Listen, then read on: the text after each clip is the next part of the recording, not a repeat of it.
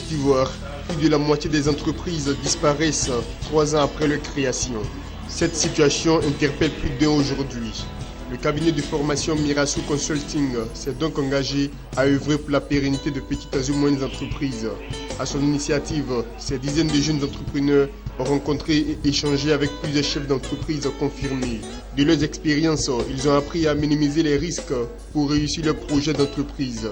Je pense que chaque chose est liée à un risque et chaque risque peut être minimisé d'une certaine manière, notamment avec une bonne planification, une bonne mise en question de l'idée, du plan de développement et à tout niveau de l'entreprise, je pense, et à tout moment de son évolution, il faut toujours se poser les mêmes questions.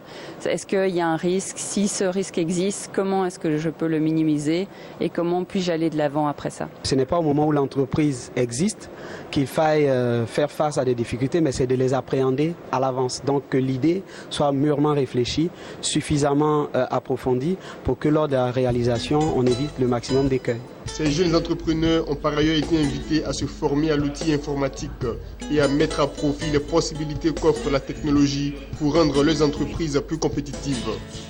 Nous sommes à l'ère du numérique, nous sommes à l'ère où toutes les entreprises qui veulent réellement se faire une place sur le marché, se maintenir sur le marché et également grandir, doivent réellement faire usage de la technologie parce que la technologie est un moyen efficace aujourd'hui de se distinguer de la concurrence.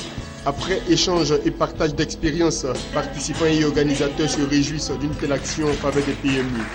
En partageant des expériences avec des aînés, avec des entreprises qui ont déjà exercé dans le domaine, inévitablement, on peut éviter toute une série de risques. Je pense que de temps en temps, les gens doivent pouvoir organiser ce type de formation pour permettre aux entrepreneurs d'être suffisamment armés pour affronter la réalité sur le terrain.